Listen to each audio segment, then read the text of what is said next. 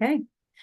Welcome everyone and good evening. My name is Delegate Charkoudian. I'm State Delegate representing District 20 in the Maryland General Assembly, and I'm the chair of the Unemployment Insurance Subcommittee in the House Economic Matters Committee. I want to welcome my constituents and other folks from around the state. Let me begin by saying that this webinar is taking place and we're recording this on February 27th, 2025. And I say that because there's a lot of things that are changing rapidly. So we're going to provide guidance today, give some information today. It is, of course, in the context of everything that we know on February 27th, 2025. Before we begin, I just want to say a few things. I want to say I know that primarily who we have on here are federal workers and federal contractors. And I just want to begin by thanking you for your extraordinary public service over the course of many decades. I am so grateful for what federal workers have done for the health and safety and flourishing of our country and of our communities. And I'm so devastated by the way federal workers are being treated right now by the administration in Washington, D.C. There's a number of different things that we're working on in the state to try to figure out what the state's approach is in response to the administration. And if people are interested in broader strategies of the Attorney General's office, the administration, the General Assembly, I'm happy to engage on that in a separate context. Tonight, we're really focused on unemployment insurance. One of the things that we want to make sure folks are able to do in a jobless period between losing their federal work and hopefully gaining other work quickly as possible is that people are able to pay their bills. And so today we'll be talking about unemployment insurance and other assistance that may be available.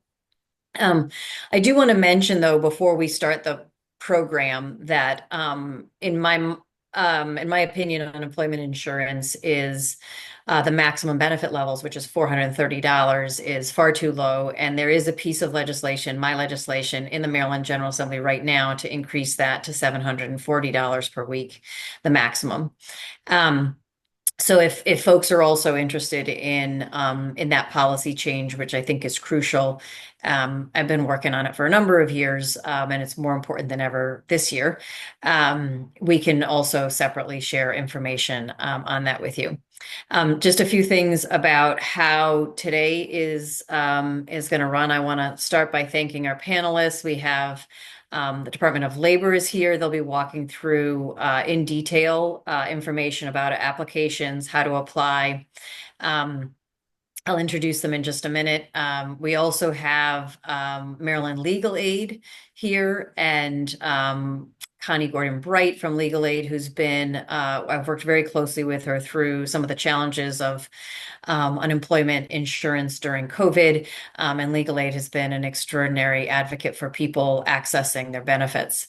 And finally, we have Cash Campaign. Lonia Michael is here from the Cash Campaign, and they do really good work in connecting people from a range of benefits that they may be eligible for. And so she'll talk about that as well. And before we start the program, I just also want to acknowledge we're working very closely with many of the other elected officials, both county, state, and federal, as we're trying to figure out ways to support our communities. And so here with us tonight from Senator Van Hollen's office is Naki Frierson. From Councilmember Mink's office is Anna Martinez, and from Councilmember Stewart's office is Kieran Kochar McCabe. So I want to thank them and their offices for all of their ongoing work. So with that, I'm going to pass it to the Maryland Department of Labor Deputy Secretary Jason Perkins Cohen. Thank you for joining us, and I'll have you introduce your team and begin the presentation. Terrific. Thank you, Delegate Charkoudian. Thanks for inviting us. Let me just start by introducing the team. Myself first. I'm Jason Perkins Cohen. I'm the Deputy Secretary here at Maryland Labor. I'm joined tonight. I'm just going to go ahead and introduce you guys, but you guys should certainly introduce yourselves when you talk. But we have the Assistant Secretary for Unemployment Insurance, Rachel Torres, with us. We have Michelle Thomas, who's going to be walking you through the claims processing or how to apply for unemployment insurance. And we're also joined by Emily Wise, who is our trainer extraordinaire. before I kick it over to them, I just want to echo the delegate's thoughts. And I also want to thank you, Delegate, for your leadership on unemployment insurance and so many other things that are happening for Maryland workers. Um, uh, you know, applying for a benefit program can be a bit dry. I don't want to lose sight of all that is happening. I'm a former federal employee myself. My wife is a former federal employee. I know this is an incredibly stressful time for you all. Uh, our hearts are with you, and anything that we can do, whether we're talking about employment insurance, we're talking about helping you think through other job possibilities. I hope that the Maryland Department of Labor can be here for you. And I will put in the chat a resource page that is beyond unemployment insurance, just for your help. So I'm going to turn it over to Michelle now to walk through again sort of how to apply for unemployment insurance. Uh, it's not, it's a Yeah. benefit program that's been Why around did you for read this many one? decades. It's not the simplest thing to go through. So we do have around 20 slides that we're going to get through very quickly. And happy to take your questions when we're done. And I also just want to say before we get into this that we're all going through a very unique time. So you may have questions that we can't answer. We will certainly take them down. And if we can't answer, we'll make sure to get you either the question answered directly or the answer through Delegate Charkoudian and her team. So thank you so much. And let me pass it over to Rachel and Michelle. Thanks.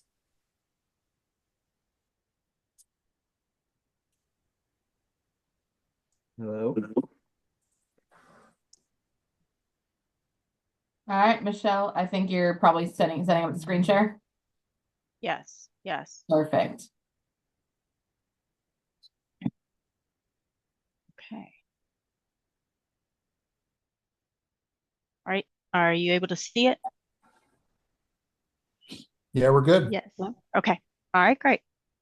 So we're going to go, my name is Michelle. I'm going to be your presenter today. We're going to go over how to file for unemployment through the state of Maryland.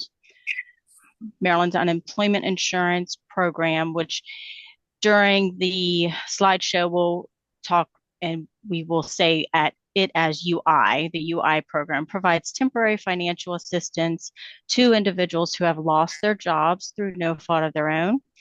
This support helps replace part of their income while they search for new employment. Eligible claimants can receive weekly benefits ranging from $50 to $430 for up to 26 weeks. Keep in mind that UI benefits are subject to both federal and state taxes. Throughout this presentation, you'll often hear the term claimant. This simply refers to an individual who has filed for UI benefits. Now we'll go over how to apply for the benefits in Maryland. Maryland uses Beacon, an online system that allows claimants to file for benefits and receive important updates. You can access Beacon at beacon.labor.maryland.gov or download the app from the Google Play or iOS app stores. If you prefer to speak with a representative, you can file a claim by phone by calling 667-207-6520, Monday through Friday from 8 a.m. to 4 p.m.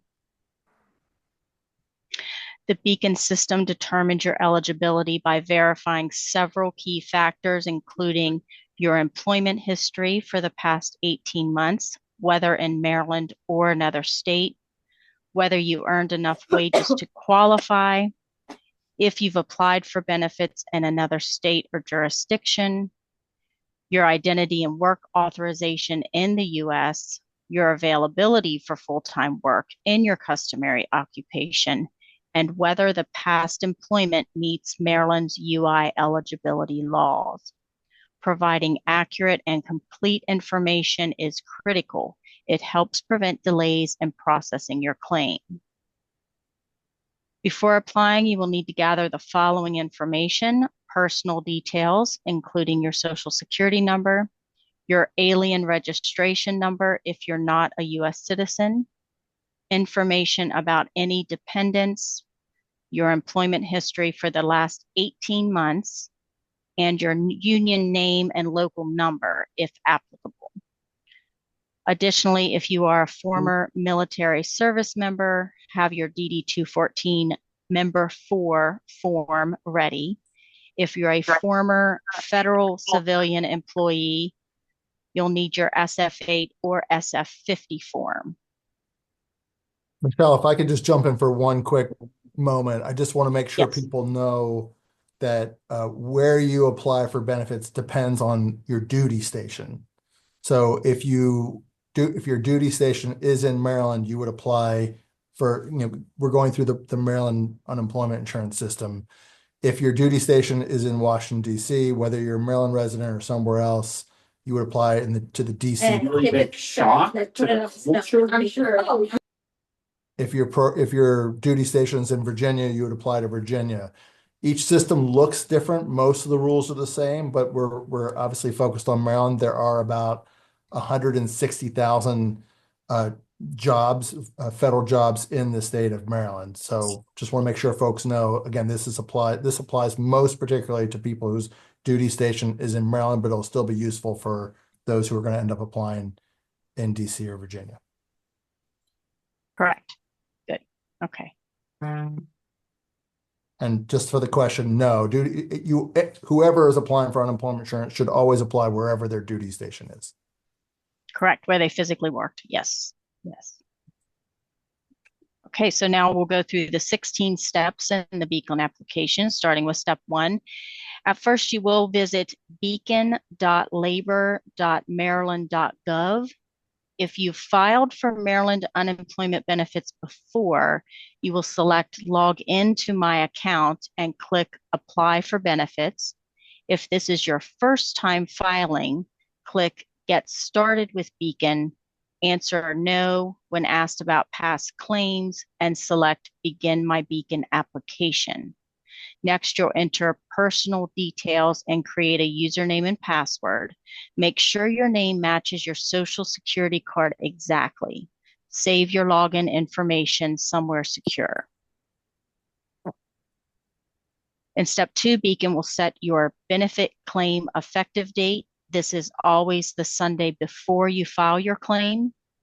You may have the option to backdate your claim if you had a valid reason for not filing sooner, such as a technical issue or circumstances beyond your control.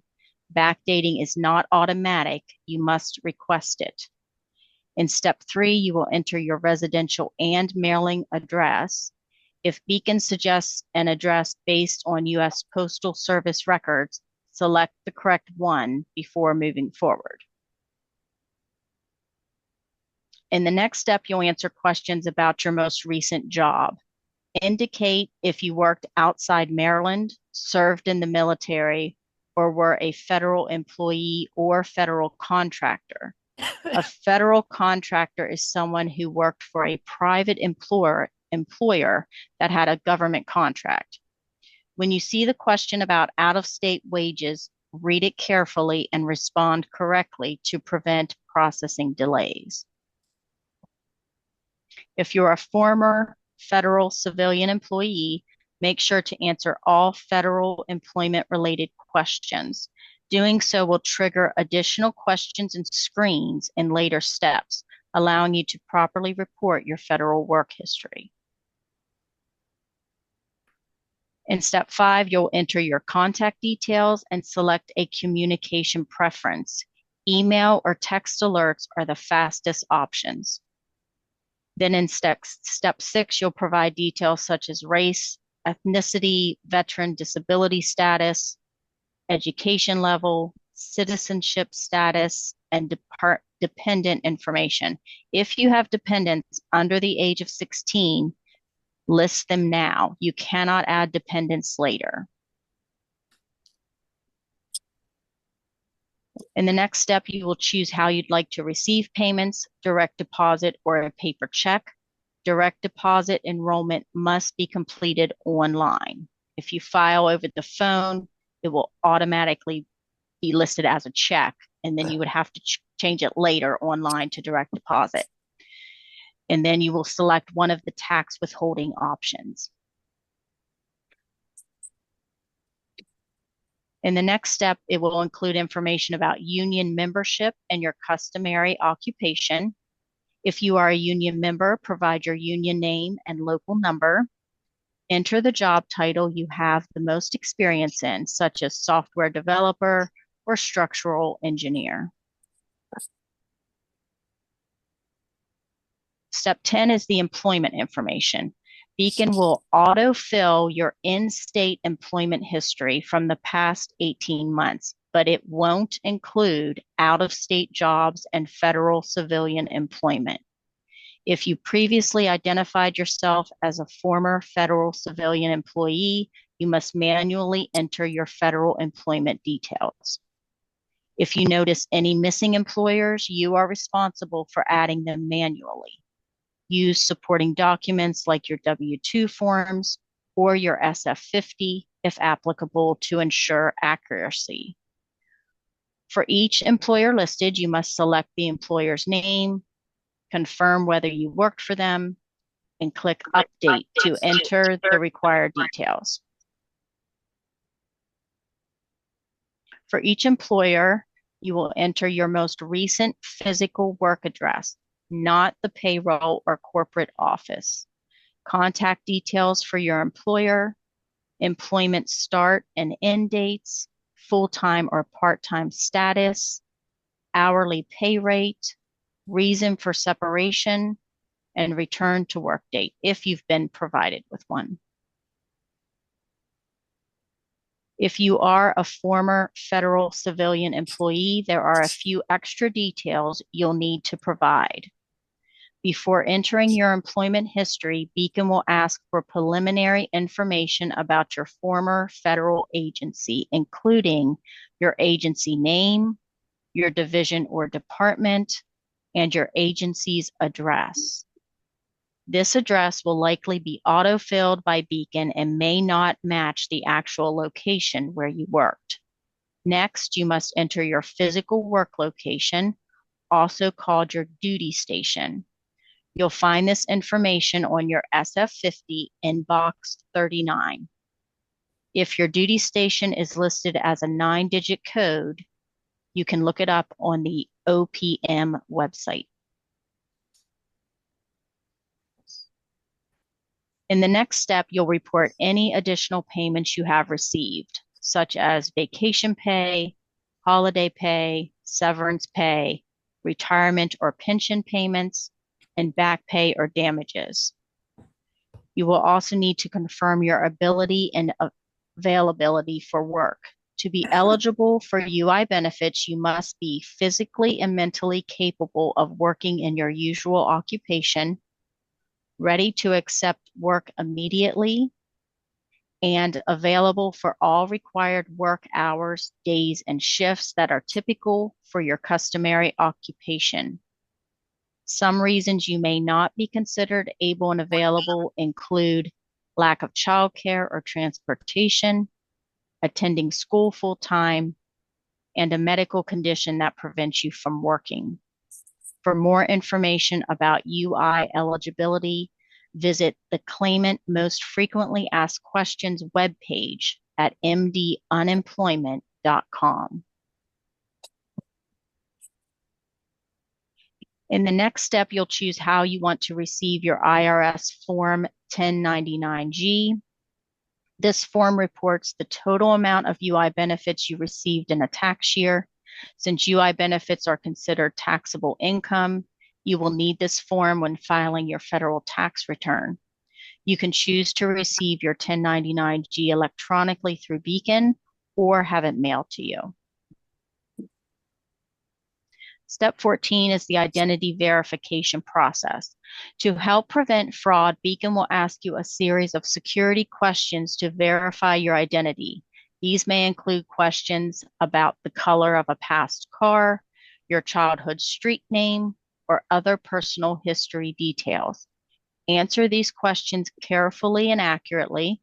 If you are unable to verify your identity through this step, you may be required to submit additional documents or speak directly with an agency representative. This could delay your claim processing. Now, before submitting your claim, it's crucial to review all your information carefully to avoid mistakes or delays. Double check that everything is correct, including names, dates, and employment details. Read and acknowledge the benefit rights information. This outlines important rules about eligibility and potential disqualifications. Once you submit your claim, save your claimant ID in a secure place. Click Finish to complete the process. After submitting your claim, your work isn't done. You need to stay engaged with the Beacon system. Here's what you'll need to do. You need to file a weekly claim certification. This is required to keep your claim open and active. Complete any required tasks, even while waiting for a determination. Monitor Beacon and your messages. Respond promptly to requests for information. And make sure you also register and file on the Maryland Workforce Exchange, or MWE site. If you fail to accomplish any of these tasks, your claim may be delayed or denied. Your employers will be contacted to verify your wages and reason for separation. They have 8 calendar days to respond. Additionally, you must remain able and available for work, meet Maryland's work search requirements, and accept offers of suitable work. You may be randomly selected for a reemployment workshop called RESEA, R-E-S-E-A, or ROW, R-O-W. If chosen, attendance is mandatory. Lastly, if you disagree with your benefit determination, you have the right to file an appeal. Instructions will be included in your determination notice. Let's go over some common mistakes that can cause that's a shirt dress? delays or issues with your claim. I mean, yeah, that's Spelling probably or fine. data entry errors. Double check all information before submitting your claim. Missing employment details. If you worked out of state or for the federal government, ensure you include all relevant information. Forgetting your return to work date. If you have one, enter it in your application. Incomplete identity verification. If required, complete this step as soon as possible to prevent delays. Avoiding these mistakes will help your claim process smoothly. Here's where to find some support. You can visit mdunemployment.com for guides, FAQs, and resources. Access Beacon at beacon.labor.maryland.gov or via the apps available on the Google Play or iOS app stores. Call 667-207-6520 to speak with a UI claims representative. They're available Monday to Friday, 8 a.m. to 4 p.m. or scan the QR code on this slide for unemployment insurance frequently asked questions specifically for federal employees. Hey, Michelle, Yes. can I jump in with a couple of questions that are in the chat? This is really helpful. Yeah, absolutely. Yes, this is the end. So go for it. Yeah. Mhm. I just thought so you don't have to scroll through it. I tried to collect them. I think, Okay. can you clarify particularly, I guess it doesn't really matter if it's a contractor or a federal employee, but someone who works from home, they've been teleworking, and let's say their home is in Maryland, but the address of their employer is not in Maryland. Under what conditions would they likely apply in Maryland or not? And obviously, if you don't know, like if we need to work on the answer, we can send it through Delegate Charkoudian. But Definitely for the federal employers, they want to look at that SF50 in the duty station box, and they're going to file wherever that says. If that says their duty station's DC, then they'll file in DC, whether they're working from home or not. Definitely with the federal employees, they just want to check the duty station. As far as if they're a federal contractor and they're working from home, but I'm working from home in Maryland, but the employer's based out of Virginia. In those cases, my suggestion is it's best to call in and speak with someone over the phone, an agent, to determine where your wages are. Because we have seen, especially with all the teleworking that's been done, that employers, if my employer is in Virginia, but I'm working in Maryland, they're reporting the wages to Virginia because that's where they're based out of. But then some employers report it to Maryland because that's where I'm physically working. So it really varies, we've seen, from employer to employer. And I would suggest calling in and speaking with an agent so they can look up your information and give you some guidance for that part of it. Thanks, Michelle. We'll put together something in writing to get through the delegate. People with multi-state earnings, there's a few things in the chat where people have had some challenges. What do you do when you've got earnings in Maryland and Virginia, or pick a random state? If you have wages in more than one state, you have the choice of what state you want to file in. So what it's called is a combined wage claim. So if you have wages in Virginia and Maryland and you choose to file in Maryland, Maryland will reach out to Virginia Department of Labor and they'll send us those Virginia wages to combine them with the Maryland wages. So it's your choice what state you want to file in.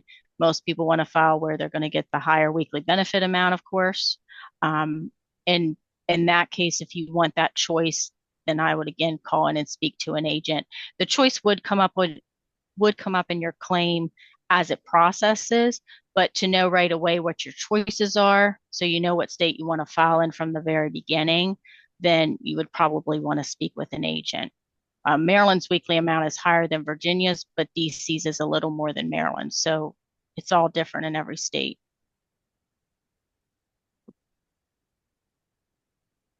I'll take a shot at answering a question. Michelle, please correct me if I have it wrong, but there are a couple of chats about people who may have gotten a letter indicating that they've been let go for poor performance. That's what the letter says.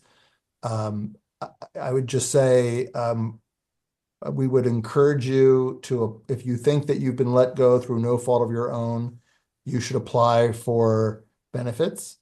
The employer will have a chance to indicate if they have a different view, and then if your view and their view do not align, and again, I'm not just talking about the federal employment, this is what we always do, then we conduct a quick investigation and we determine if the person's been, to the best we can, if the person has been let go through no fault of their own. And if that's the case, then we would pursue paying the benefits. So again, you do not need to rely on what a letter says if you believe that you have been let go through no fault of your own.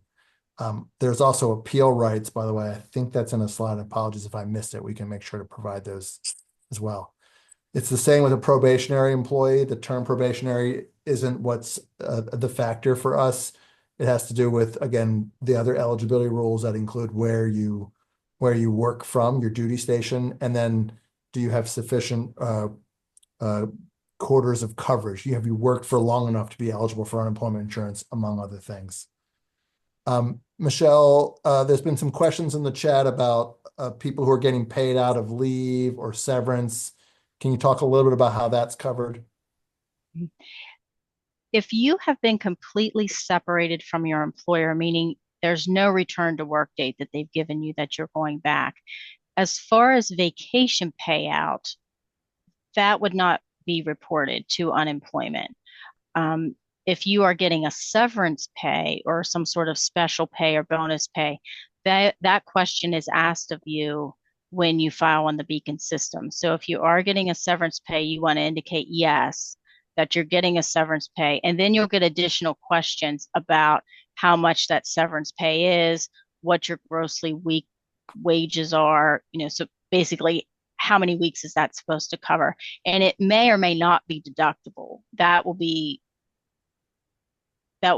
conducted by the adjudication department to determine if it has any bearing on your benefits or when you can start receiving benefits. But you just want to make sure you answer the questions when you file in Beacon. Answer yes to severance pay or bonus pay. And it won't ask you about vacation pay unless you have a return date. Yeah. So vacation pay is not a bar unless you have a return date to go back. Delegate, I'll keep asking Michelle questions. Obviously, you should cut me off if we're going too long. Yeah, no, Keep going. I think maybe 5 more minutes on this. I think some of the stuff may be things that the next two folks are also going to address. I do think there was some questions early on. I'm not sure if you caught them about people who didn't receive the various forms that they need, SF8 and SF50, because and they can't get into their systems. So folks don't have the forms that normally they would have if they were let go from federal employment. What should they do? Michelle, I okay. do, and I apologize because I'm not sure, but when they're when federal workers are first hired, do they receive an SF50 at the beginning of when they're hired?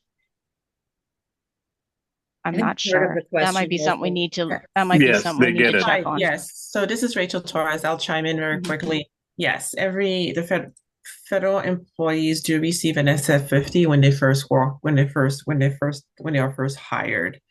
And they receive several copies as they progress to the federal government. So if they've been there for 5 years, so if the time they receive a promotion, a cash award, and whatever benefit they receive, they would receive an SF50 for every action. So I would recommend anyone that you have, you should attach it, whether if it's a dated one or a current one or sometime in between, attach it because we will be reaching out to the agency to verify employment as well as verified wages. So whatever the documents that you have, I would highly recommend just attaching it. Rachel, may I also chime in a little bit on this one? So I did just ask this question earlier today because we were wondering, preparing for questions. And what we were informed is if you have absolutely no access to any of your SF50s, including ones that you might have gotten last month or previous to that, the folks that I talked to have informed us that yes, you should still apply if you believe again that you have lost your job due to no fault of your own. And just make sure that you answer all the questions as honestly as you can. And if we need those forms, that information, we will have somebody reach out to you and ask for them as well. And can you just let's do 2 more questions maybe, and then I think legally may also be answering some of the questions. I think there was a question about how the benefit level is determined. And then another question about union membership. So maybe if you could answer those two, and then we'll shift to the next presenter.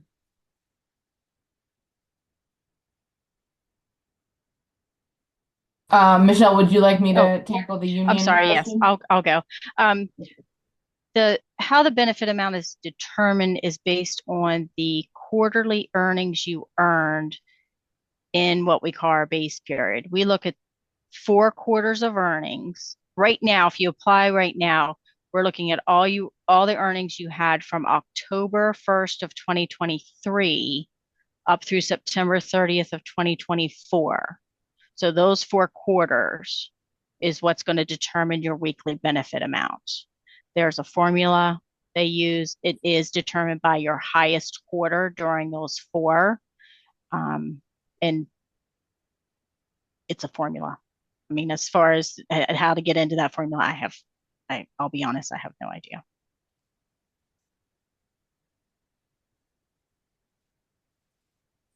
Michelle, on the union question, can you talk a little bit about that? What's the question about the union? Because I can't. Sort of how does it if you're a union member, like that goes through a hiring hall, like an electrician, a plumber, something like that, then as far as the main difference is the job search requirements, because we require, of course, everybody to look for work, make at least 3 job contacts a week. But if you're a member of a union with a hiring hall, your job contact is your union. You're going in, you're doing what they need you to do, you're signing the books, you're looking for work through them. So you wouldn't need to go into the MWE site, register for work with them, look for work, and put in your job contacts. Your job contacts is your union. So that's why it's important with that. When that question comes up, if you're a member of a union, you're going to say yes and put in the local number and the name of that union. Delegate, if I can just say, we will go through this chat and we will provide written answers to all of the questions just to make sure we didn't miss anything and just clarify anything. And then also I would say to questions about like being concerned that you're missing documentation, I strongly encourage you to apply. We will do our best to give you information if you are missing a form, but we're giving you the forms where, that can help sort of expedite your claim, but you don't have to necessarily have a termination letter from your federal contractor, et cetera. But we'll clarify that in writing. Thank you again for the opportunity. Great. Thank you all very much. We're going to shift now to legal aid. And so we have Connie Bright Gordon. Thank you for joining us. Do you need to set up slides? Connie? Yes. I'm going to share my screen.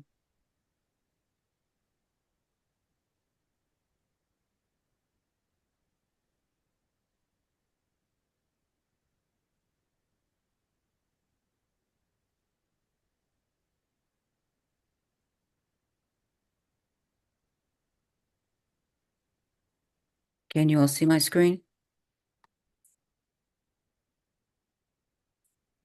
Can you hear me? Yes, we can see your screen. Okay. And can you hear me? Yes, we can hear you too. Great. Well, welcome everyone. I know that our audience is comprised of a lot of very worried and shocked individuals.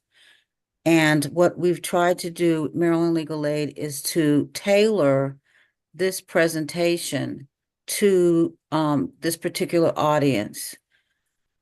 It's not an ordinary Maryland unemployment training, but it's tailored to the federal unemployment insurance program.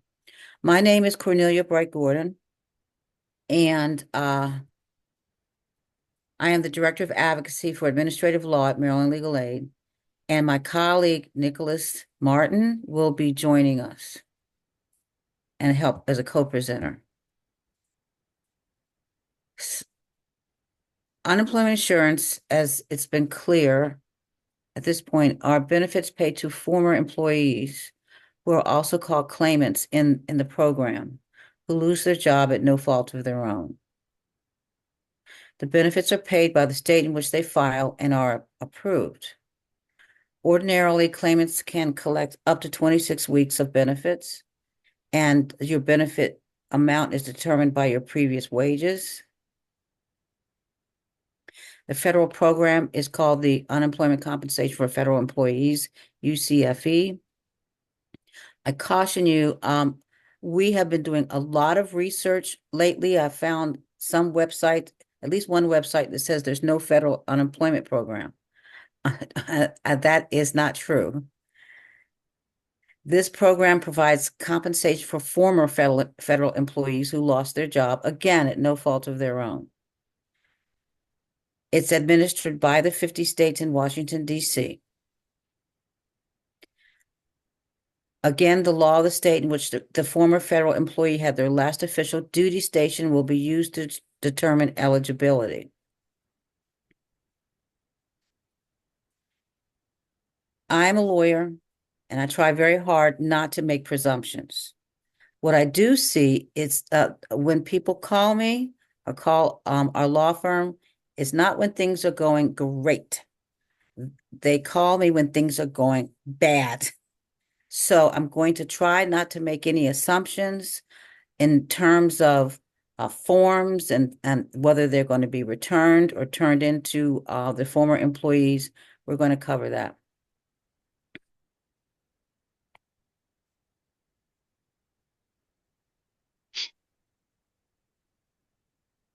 I'm going to, some of this is duplicate information because we kind of over-prepared, trying to be careful. So I'm going to skip information that you already have seen. You need to know where you can find your pay stubs as well and your W-2. This is what the SF-8 looks like.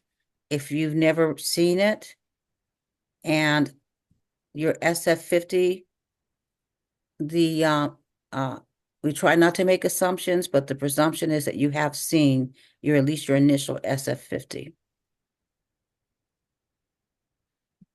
When there is an application, the Department of Labor also has the obligation to communicate with the former employer, and they will reach out to your former employer for information as well.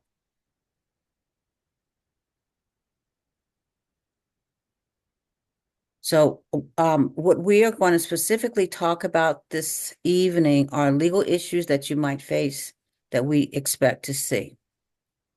The first question that, and I've been seeing people put in the chat, I've been seeing it in the papers, I've been listening to a lot of questions posed and also social media. Are you unemployed? There's a lot of questions in the community as to what their status is. For unemployment, the operative questions are, has there been a discharge? Have you, or in other words, have you been terminated?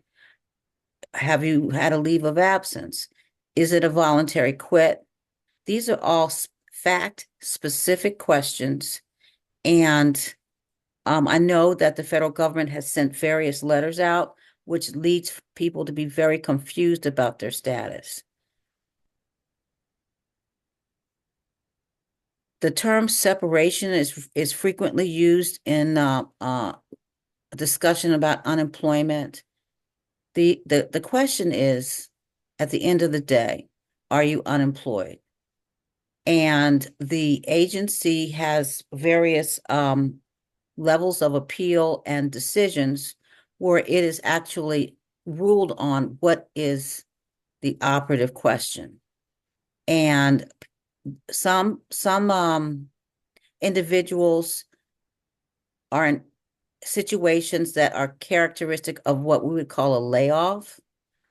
Some people are on some kind of other leave. The question is whether or not that you are currently performing services with respect to which wages are paid or payable, and whether or not you are unemployed. Again,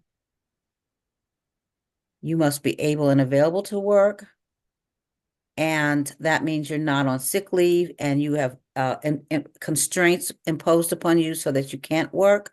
You must be available to work. You can't put artificial constraints on your availability. Furthermore, you have to be actively seeking work. That means that you're continuing to look for a job while you're on unemployment. I'm going to turn it over to my colleague, Mr. Martin. Thank you. Okay, so like we mentioned, there's a couple different categories of separation from employment. So I'm going to talk a little bit about voluntary quits. So a voluntary quit is exactly what it sounds like. That's when you as the employee have ended your employment relationship of your own will. You quit, you left your job. Now, normally, voluntarily quitting would bar you from obtaining unemployment benefits. But there are two major exceptions to be aware of, and that would be a voluntary quit for good cause or a voluntary quit for valid circumstances. So, the first one, a voluntary quit for good cause, means the decision to quit would have been directly connected to the conditions of employment or the actions of the employer. Now, non-work-related reasons, no matter how significant or compelling, are never going to be in the category of good cause. When a claimant quits, when you as an employee quit for good cause, then you are fully eligible for benefits as if you were terminated through no fault of your own. Now, the second category of a voluntary quit would be valid circumstances. Similarly, the decision to quit for valid circumstances must be connected to the conditions of employment or the actions of the employer, Or the decision to quit has to be for a compelling reason where the employee feels like they have no reasonable alternative other than quitting. However, with a valid circumstances voluntary quit, you would be disqualified from benefits for a period of 5 to 10 weeks, depending on the decision of the agency. And after that disqualification period has ended, you would then be eligible for benefits. Now, another notable thing that we want to be sure that you're aware of is a resignation in lieu of termination, which we're guessing is many of you probably fall into this category, or some of you. That would be a case where your employer has given you the option to either quit or be fired. And given that ultimatum, you as the employee have chosen to quit. Now, Maryland law considers this a discharge because in that circumstance, you as the employee did not really have the intent to quit. So the next section we're going to talk about will be discharges and misconduct. And so in this situation with the resignation in lieu of termination, you would be dealing with that side of things and not the voluntary quit analysis. Now, when you as an employee resign, when you are facing accusations which you think might lead to a discharge and you preemptively quit, then that would be a voluntary quit without good cause or valid circumstances, which again would prevent you from obtaining unemployment benefits. Now, there are 3 circumstances to be aware of where voluntarily quitting will never be good cause or valid circumstances, and that is when you leave your job for any form of self-employment, or if you leave your job to accompany or join a spouse at a new location, although there is an exception for military spouses. And then lastly, if you quit your job in order to attend an educational institution. In each of those situations, notwithstanding the exception, you will have voluntarily quit with no good cause or valid circumstances, and you would not be eligible for benefits in those cases. And I will let Ms. Bright Gordon take it back over from here. Frequently, we see that there's an allegation of misconduct. One common refrain that we're hearing regularly from former federal employees is their concern because they received a letter that alleges poor performance. We're going to talk about misconduct now and how it is connected with the receipt of unemployment benefits. When I say misconduct, I want you to understand that I mean alleged misconduct. So under the rules, if there's a true finding of misconduct, there can be a delay or a complete bar to getting unemployment. In Maryland, there are 3 kinds of misconduct. What's frequently called simple misconduct, although it's not defined that way in the statute. Simple misconduct, if there's a finding and it is a final decision, there is a penalty between 10 to 15 weeks. And after you serve your penalty, that's a waiting period. Then you're entitled to your benefits. And by the way, let's talk a minute about waiting periods. We frequently, by the time folks come to us, their waiting period frequently has already been served because they've filed an appeal and time is passing. So we talked about simple misconduct. The other most commonly alleged misconduct that we see at Maryland Legal Aid is gross misconduct. And it has a very specific definition because it has a very serious penalty.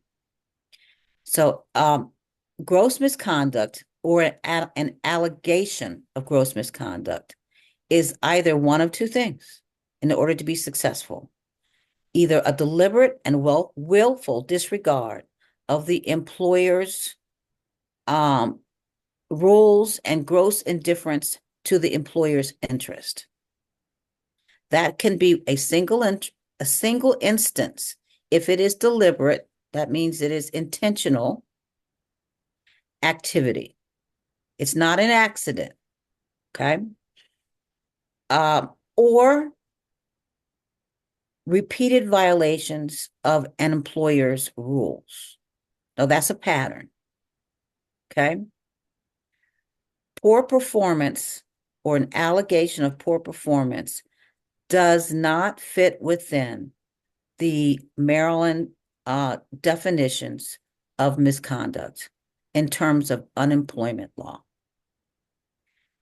Gross misconduct is a serious, if it is found is serious, there's a penalty that is severe, and it means that you would be denied any unemployment until you've been reemployed and you've earned 25 times your weekly benefit amount. A person knows their weekly benefit amount because the agency tells them very shortly after applying for unemployment. The third type of misconduct is aggravated misconduct. In my, I don't know, 25 years of doing unemployment, I've only seen a couple of cases. It's very rare to see that allegation. So the questions are, did the former employee or the claimant commit misconduct at work? This is the employer's burden of proof to show. The claimant need not show anything. I put some things in red. I only put two things in red in this PowerPoint. Termination or layoff due to lack of work or job abolishment is a discharge, but it's not for misconduct. So if you got a letter that said that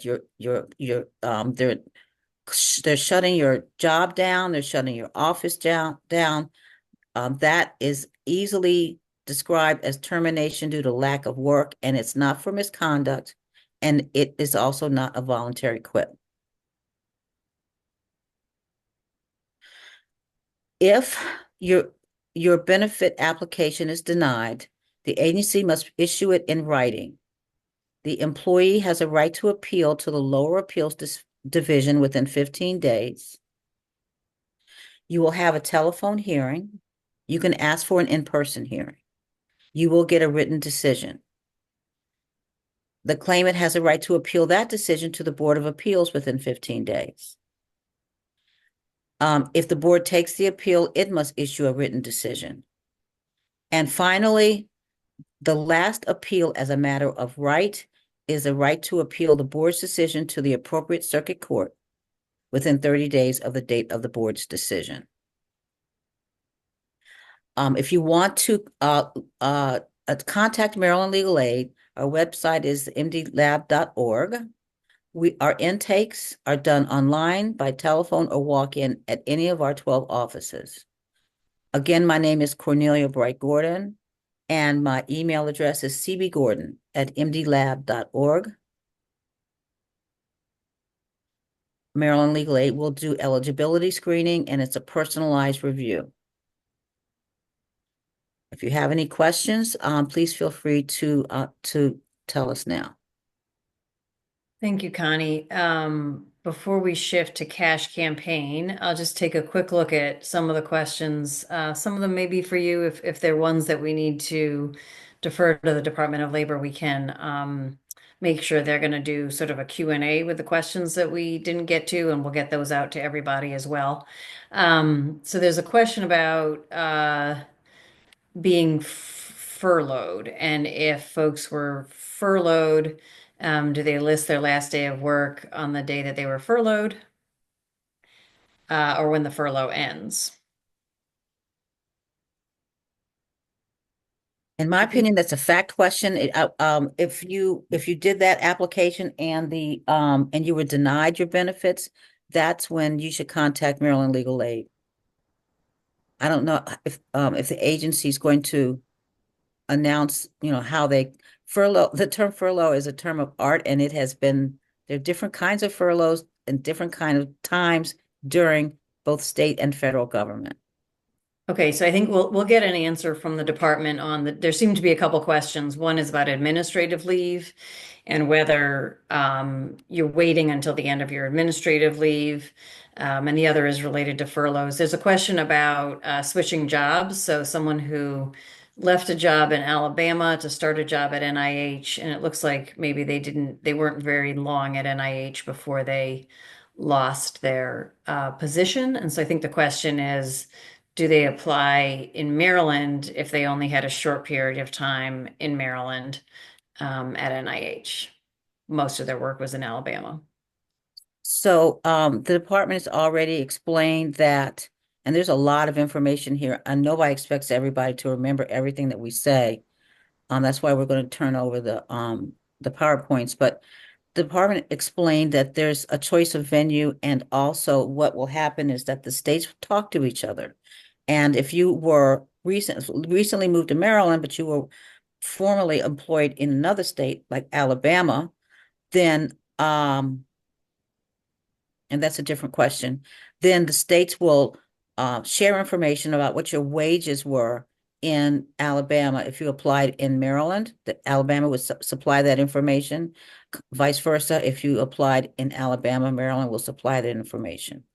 If you quit your job in Alabama to move to Maryland to take a job, that's a fact-specific question, and I can't give you legal advice here. I can give you legal information. Legal information turns into legal advice when I apply laws to your particular facts. I'd be happy to talk to you about that if you if you want to do an intake at Legal Aid. Happy to talk to you, and give you legal education if you want to contact me separately. I think we got answers on dependents. Dependents are under 16 years old, is that correct? Okay. And sorry, I'm just trying to see if I've tracked everything. We got furlough without pay, severance. You speak to situations when an individual has been furloughed without pay, no severance, vacation, and no return to work date. And can I say, Delegate, a word about furlough? In my 44 years of law practice, I've seen several different furloughs done by different states and federal at different times. And the terminology furlough may not be the same that the terminology is being used right now. What we're seeing right now is unprecedented in terms of the way people are getting terminated. And so I can't offer an opinion as to how the agency is going to treat the furloughs that are happening now. And they can speak for themselves about that, and they're going to share that information. Okay, great. I think we've covered a lot of the big picture questions that are here. I know there's some specifics and we'll try to get back to folks, but I want to make sure that we have a chance to hear from the cash campaign as well. So thank you so much, Nick and Connie. Really appreciate it. And we're going to shift to Lonya, if you would like to go ahead. And are you sharing slides as well? Yes. Okay, go ahead and do that. Okay, so hello everyone. My name is Lona Muckle, and I'm the Senior Policy Associate with the Cash Campaign of Maryland. I'll be talking to you today about some of the financial resources that we offer. So CASH is an acronym that stands for Creating Asset Savings and Hope. And we are a nonprofit that's based in Baltimore City, but we have services that go across the entire state. So CASH focuses on promoting the economic advancement for low to moderate income individuals and families. And we have a number of direct service options that we offer our clients to achieve that mission. So CASH has free tax preparation, financial education, benefit screening, financial coaching, our annual financial fitness fair, which is called Money Power Day, and advocacy and policy. So I will walk you through each one of those so you know exactly what our services are and how to connect with us. So first is free tax preparation.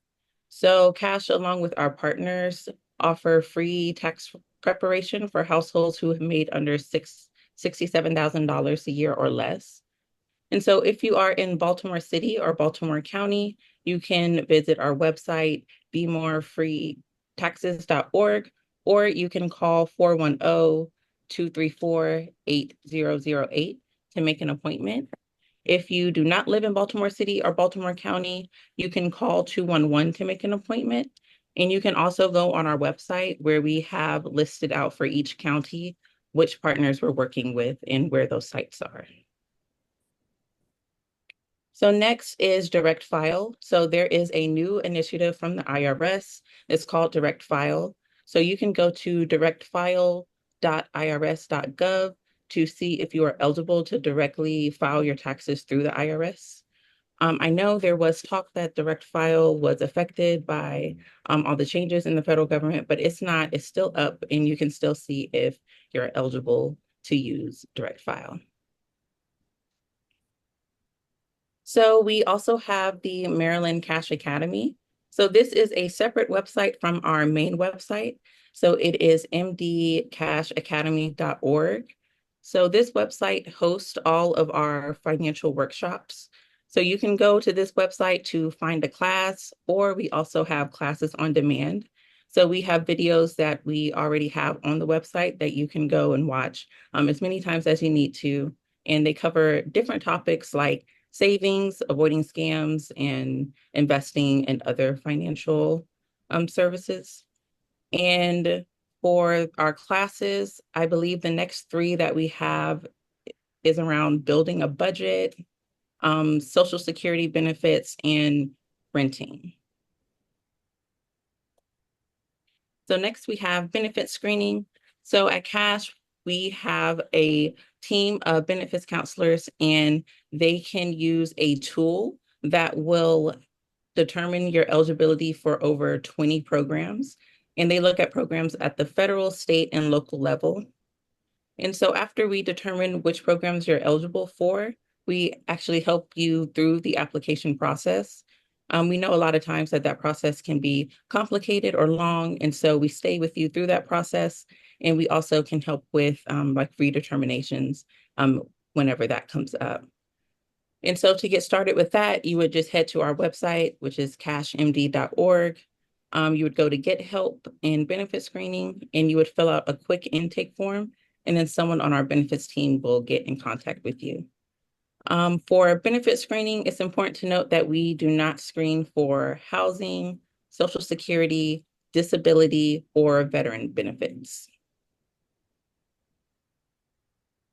So we also offer financial coaching. So financial coaching is one-on-one with a trained coach, and they help support you to reach your financial goals.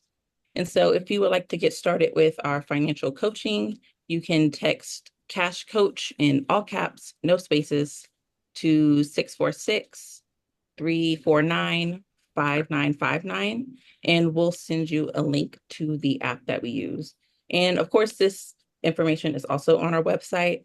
It's kind of in the same spot. You go to Get Help, and you would go to find a financial coach or planner instead. So next we have Money Power Day. So every year, Cash hosts the region's largest financial fitness fair. This year, it will be March 29th, and that's a Saturday, from 9 a.m. to 3 p.m. at Poly Western High School. And so at Money Power Day, we have a credit cafe where we help pull credit reports. We also have different vendors who offer resources around, it could be home ownership, bank accounts, if you have small businesses, or if you need extra help with your taxes, and just a bunch of other financial services.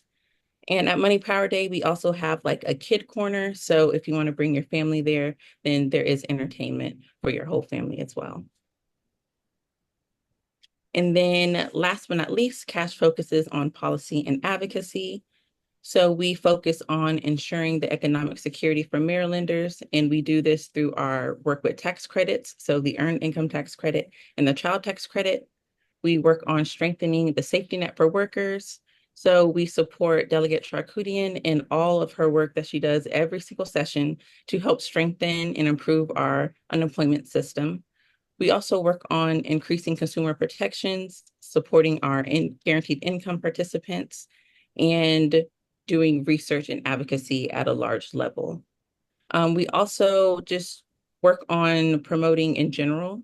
the economic advancement for Marylanders. So this can include like increasing access to utilities, affordable transportation, or making healthcare more accessible. So I know I just like speed ran through all of the services that we do. We do a lot of cash and we have a lot of great programs. And so if you ever have any questions about, even if you like aren't sure if we do offer that service, if we don't offer it, then we might know a partner in wherever you are that can help you with that issue. So you can send an email to me, which is Lona, LONIA @cashmd.org. You can also email our Director of Policy, Tanea Moore. And also all of our information and emails is on our website. And so if you email any one of the team at Cash, then we'll get you to the right person that you need to talk to. All right, I'll pass it back to you, Delegate. Great, thank you so much. Sorry, I'm just trying to track some of our questions. So there had been a question, a couple of folks were having trouble getting access to the website, the Beacon website. And it looks like we have an answer in the chat, which is to try a different browser is one of the suggestions. But then ultimately, if you're not able to get in, to try calling 410-949-0022, which is the Beacon support number. So if you're having trouble accessing that, you can try that number. And then the one other thing I wanted to mention that I think one would find through two different potential pathways. I think one is through the cash screening for benefits, and the other is actually through the Beacon when you apply for unemployment insurance. Both of those can connect you to the Maryland Health Benefits Exchange. So if you've lost your healthcare coverage as well, the Maryland Health Benefit Exchange can find you a health plan and can figure out what kinds of subsidies you might be eligible for. And I think you can get there both through the Beacon system will connect you, and the cash screening system will also connect you. But of course, you can always call my office if you need assistance with that or have trouble finding that. It looks like we have all three of our panelists in a few more minutes. So if folks have any questions, I apologize if we've missed questions sort of on the way through. So if you have a question that you think we haven't gotten to, that's a more general question, feel free to put it in the chat now, and we can try to see if some of our panelists are able to cover it. Eligibility criteria for the healthcare portal, the same as UI benefits.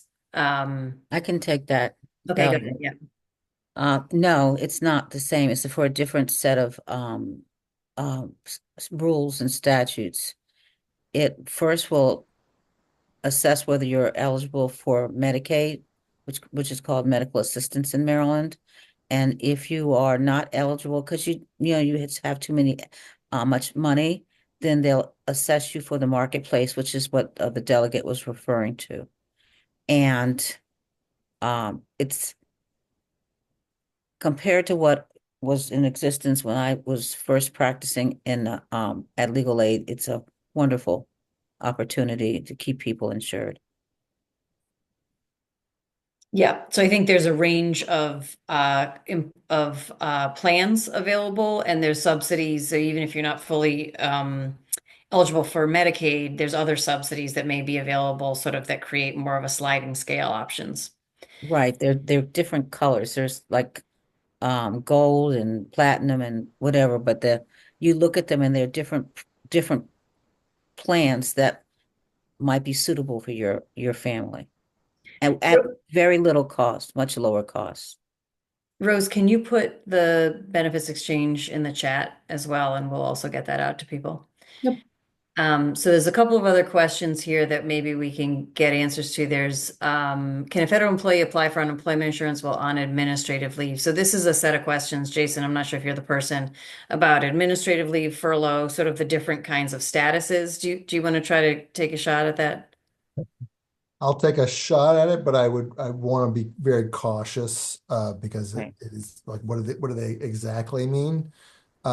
in terms of the administrative leave question, I don't want to ever discourage anyone for applying for unemployment insurance. I would just say that people who are paid, who are still receiving income earnings, that is taken into account to determine your eligibility. And depending on what your earnings are, you may be essentially over income. So don't want to be on this call and make that determination, but I'll just leave it there. And we'll write a stronger answer just to balance how we approach that.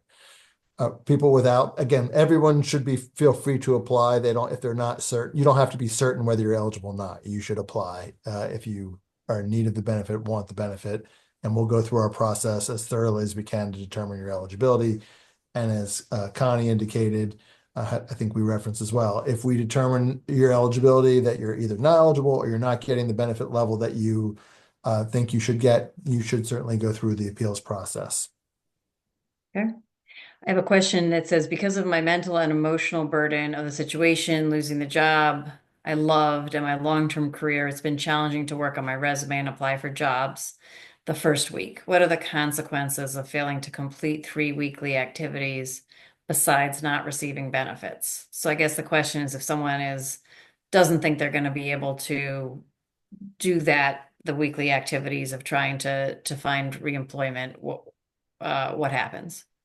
I mean, again, there is an active search available, an active search for work requirement. So we would try to work with you to give you the option so that you can fulfill that to the best of your abilities. The next one is, since pension 403B is rolling, what do you report on a UI application? The last contribution made or something else? And is that both employer and employee contributions? That one, I think we'll answer that one in writing when we consult Okay. some Thank you. higher level experts. Sorry. Here's the next one. I filed for you a month ago, still haven't received anything. They only called me yesterday to tell me they need another document that I was told before they didn't need. Every day counts. How do we stop these barriers and have real impact on us in such a difficult time? I would encourage the person to delegate if you want them to go through your office or contact. I'm happy for them to contact me. We can elevate their claim and take a look at what's going on, what the holdup is. Yeah, we have an ombudsperson who handles these kinds of claims as well. Sure. I'm gonna put my email in the chat and copy us, and we'll make sure that you get there. And I would like to follow it as well. So thank you.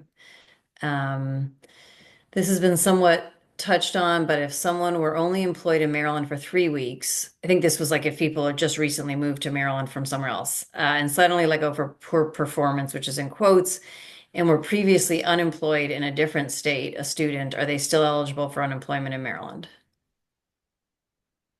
So I would have to sort of give the maybe answer, but I do want to say again, because it's really important, and I know a lot of your constituents are impacted by this, and it's not limited to the federal situation.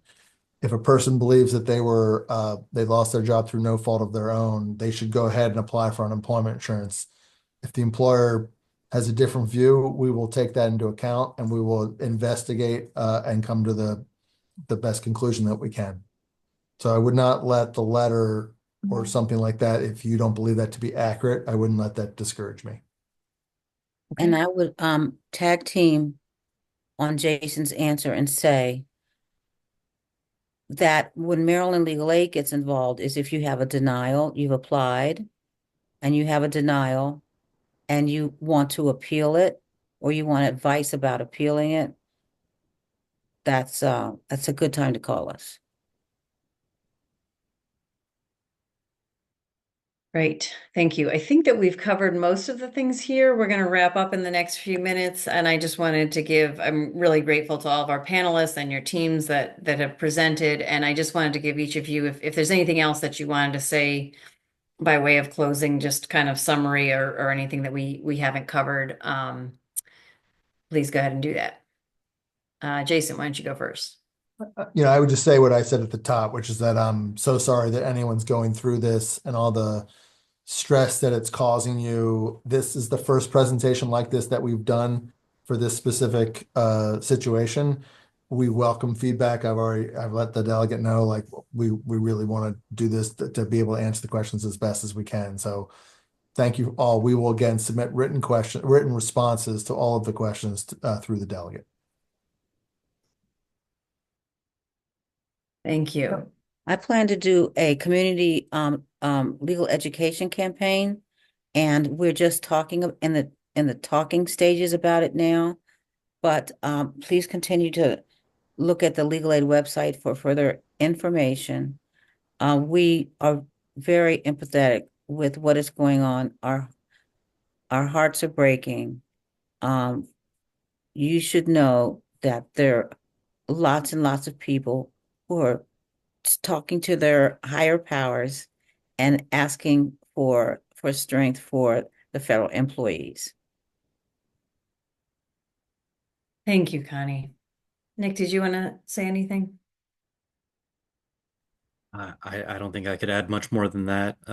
We're here to serve the people of Maryland, and we're happy to do it. At this time when we're being called on, we're ready. We're here and ready to help.